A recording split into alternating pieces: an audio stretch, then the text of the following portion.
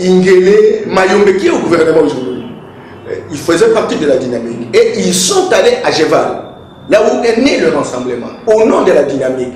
C'est comme ça que vous avez vu à un moment donné, lorsqu'il s'agissait de signer, c'est pas l'engagement de Jeval, il y avait 9 composants. Sur les 9 composants, il y avait la dynamique, dont se trouvait Olenga Nkoy.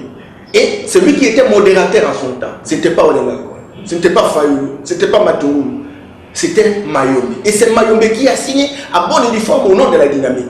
Ce n'est pas le fait que Mayombe ait signé au nom de la dynamique qui devient véritablement la composante dynamique. Non, les hommes s'en vont, les institutions restent. Et donc Olenga n'a pas signé en tant qu'Olenga. Il a été représenté par Mayombe et qui véritablement a signé au nom, n'est-ce pas, de la dynamique. Aujourd'hui, la dynamique est presque scindée à deux. Il y a l'air de Olenga Nkoy qui est contre la dynamique de rotation, parce qu'en réalité, ce n'est pas Olenga Nkoy qui devrait être, pas le président de la dynamique, mais c'est Fayoulou. Voilà. Donc il y a une scission au sein déjà de la dynamique. De la dynamique. Alors, je m'excuse beaucoup. Alors maintenant, qui est avec Olenga? C'est Bruno Tshibala. Parce qu'il y a beaucoup de gens qui crient à longueur de journée, c'est un homme très pointu, c'est fantastique. Écoutez, arrêtez des conneries, ce sont des ragots de bas étage. J'allais dire des réflexions périphériques.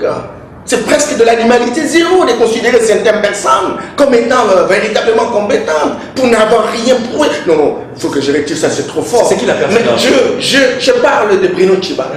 Et Bruno Tshibala était secrétaire général, n'est-ce pas, de l'IDPS. Et quand il a été secrétaire général de l'IDPS, adjoint, et il a accompagné le président de l'IDPS, n'est-ce pas, dans cette rencontre de Jeval.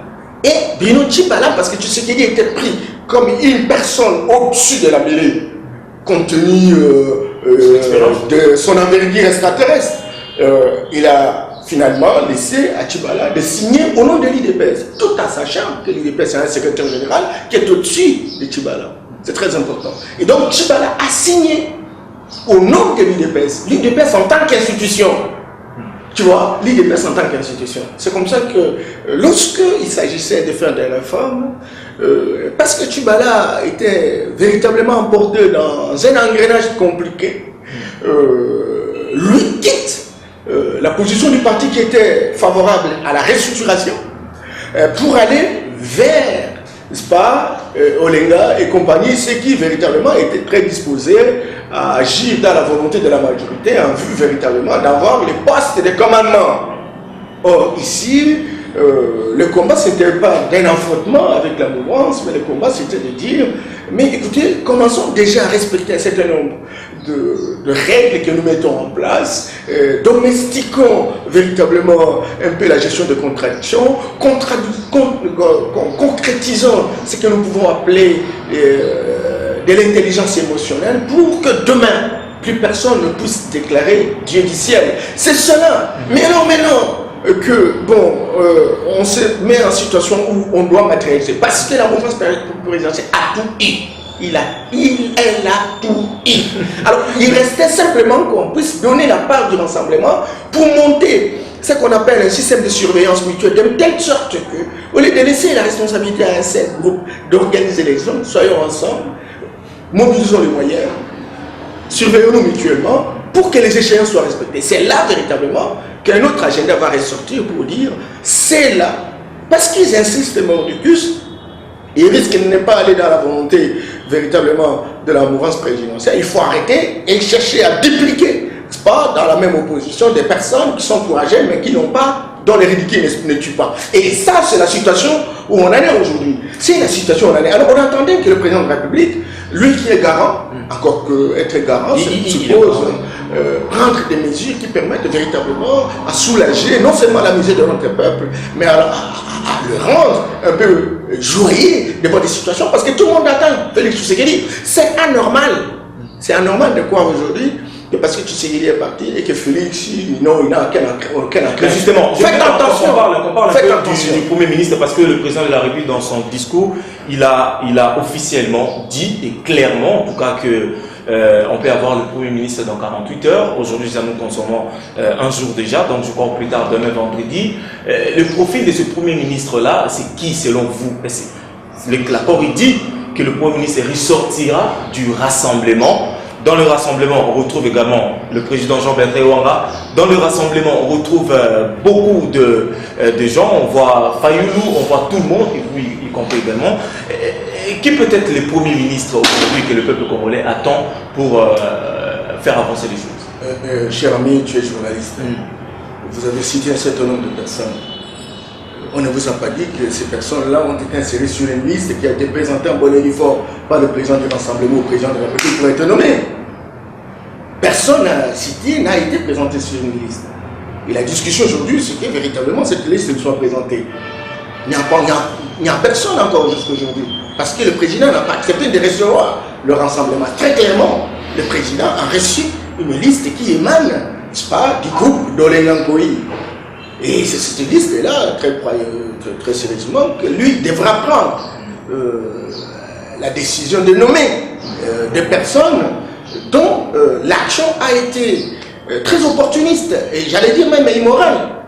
Simplement parce que vous avez des mots un peu pointus par rapport à ce que vous dites, et immoral par rapport à quoi? Parce que ce sont là aussi des expérimentés politiques. Arrêtez. Tu as affaire à un expert. Allez.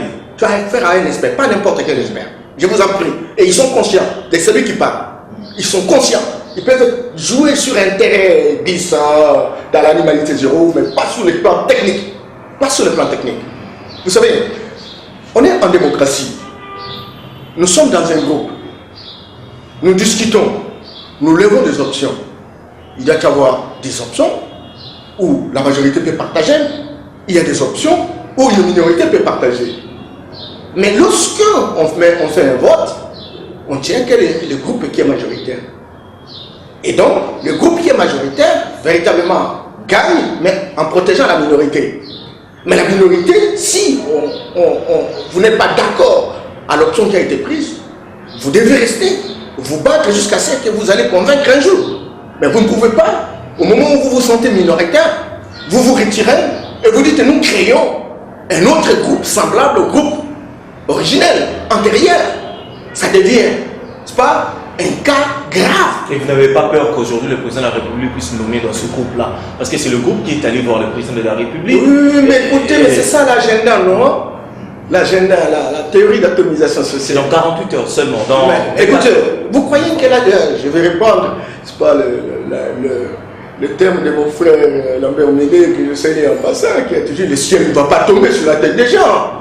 Si on nomme, je ne sais pas si Olenga ou Chibala, etc., c'est très clair, il faut fragiliser l'IDPS en prenant Chibala, en l'amenant partout, etc., les traînant, en faisant des communications sans contenu. Non, je m'excuse beaucoup, arrêtez. On va parler de Moubaké. Et donc, s'il nomme, c'est pas étrange, on se connaît dans un schéma programmé, schéma programmatique, où il faut poser tel acte, il faut faire un blocage. On va tel scénario, blocage, tel scénario, tout compte fait, il faut avoir des hommes parfois complaisants qu'il faut responsabiliser. Et ce sont eux qui véritablement vont jouer le jeu. C'est un peu ça. Je regrette seulement pour mon ami Sami Badibanga qui a cru pouvoir sauver le pays, et qui a laissé toutes les femmes enceintes en situation difficile aujourd'hui. Le temps aussi était imparti, il fallait quand même faire. Bien entendu, il a compris qu'il ne faut jamais trahir. Il faut jamais trahir. Lui, il a trahi. Il est parti. 3 mois après, bon, il est reparti. Est-ce que, monsieur Norbert, aujourd'hui, si vous allez continuer, aujourd'hui, ceux qui aiment plus le pays, vous donnez l'impression, c'est comme si c'est vous, les opposants, que vous aimez plus les pays que les autres. Donc ceux qui sont aux affaires n'aiment pas le pays. Quand vous dites Sami Badibanga a trahi, c'est par rapport à quoi? Parce que lui aussi, il est en train de servir le pays. Il est en train de servir le pays, mais il fait partie d'un groupe. S'il est parti comme président du groupe IDPS à Lille, c'est qu'il y a le président de l'IDPS. Et donc, quand on y va dans une discussion, dans un cadre de concertation, on a la caution véritablement du président originel. Est-ce que nous sommes plus modèles que les gens de la mouvance? Non. Au Congo, toutes les générations sont brûlées. Même vous, les journalistes, il n'y a pas des hommes de grandes convictions. Non, pas les journalistes, c'est plutôt... Non, je disais, toutes les générations sont brûlées. Laissez-moi un peu développer par rapport à ça. Toutes les générations sont brûlées. Mais il y a quand même des exceptions. Je sais que lorsque vous avez un sac d'oranges, 80 oranges pourries, mais il y a toujours 20 oranges non pourries. Vraiment, on va tirer la conclusion que toutes les oranges sont pourries. C'est ça la loi de la majorité statistique. Cela n'empêche pas qu'il y ait 20 oranges. Il y a des hommes et des femmes au Congo qui véritablement sont conscients de leurs responsabilités, sont conscients de ce qui représente l'ampleur de la crise dans notre pays et qui pensent que le Congo doit fonctionner autrement. Et ces gens, on les retrouve pour la plupart au niveau du rassemblement. Parce que nos frères qui sont à la majorité présidentielle ont démontré très clairement, au travers les gouverneurs qu'ils ont désignés, au travers les bourgmestres, au travers les maires de ville, qu'ils n'ont pas les cœurs dans l'ouvrage.